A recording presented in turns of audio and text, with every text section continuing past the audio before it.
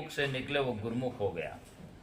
गुरु तो आज गांजेड़ी भांगेड़ी चिलमेड़ी सोपड़ी बहुत सारे, और वो कह दिया कि मैं कह दिया वो सही है, नहीं वो सही नहीं है। गुरुमुख वाणी जो है वो होती है जो अकाट्य होती, कभी कटती नहीं, निर्णय पर कसौटी देकर को, जैसे परमात्मा घट में है ये एक वाणी हुई, तो ये निर्णय वाणी है, परमात्मा घट में है और जब तक है तब तक सब करता है और निकल जाएगा तो मरता है। अब कोई कहते आकाश में है तो वचन तो ये भी है, पर प्रूफ क्या, किसने देखा, कैसे पाया, उनका काम क्या है, किस प्रकार से है, ये कोई किसी के पास में प्रूफ नहीं है। तो कह तो देते हैं यही है। कोई कहते हैं बाहर भीतर भी है, तो बाहर भीतर है तो परपंच किस बात का है?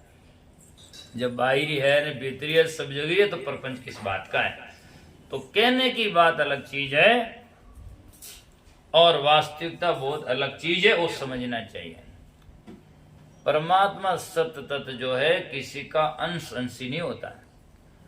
परमात्मा निरंश और निर्वंश होता है, न तो उसके वंश होता है और न उसके अंश होता है। अंश टुकड़ा होता है, और आप कहते हैं वो तो अविनाशी है, परमात्मा है अविनाशी है, तो फिर टुकड़ा कैसे हो गया? और टुकड़ा हो गया तो फिर नाशी हो गया, अविनाशी कहाँ होगा? इसीलिए वो किसी का अंश अंशी नहीं होता है, वो अपने आप में निरंशी और निर्वंशी, उससे न तो कोई पैदा होता है और न उसमें कोई जाकर के समाता है। काऊ से उपजो नहीं न काऊ माई समाई, न तो किसी से पैदा होता है और न किसी में जाकर समाता है। वो बिल्कुल अकाट्य एक सत्ता है, वो है चेतन परमात्मा आत्मा सत्ता है। इसीलिए उनको लिए कहते हैं, संत महापुरुष कहते हैं कि सत शब्दारी पार का सुन जो ध्यान लगाई, कौन हंस का खेल है? वो जीव हंस है, इसका खेल कौन सा है? खेल है श्रुति। श्रुति जिनकी सच्ची है उनका सच्चा खेल 8 पैर 64 घड़ी है सदगुरु से मेल। आज गाड़ी चलाओ किसका खेल है? श्रुति का। थोड़ी आंख नींद आ जानी, थोड़ी आंख झपके तो गाड़ी खाड़ा में लपके, हेलो। तो यात्रा करते हैं तो श्रुति का खेल है, श्रुति पूरी ध्यान रहती है। ऐसे ही भक्ति भजन में श्रुति का ही खेल है। श्रुति हमारी सच्ची है, विमल है, निर्मल है और सजना को विनम्र है, तो सजना हमारा कल्याण है। और श्रुति में मेल है और जाकर के श्रुति हमारी अन्यंत्र है।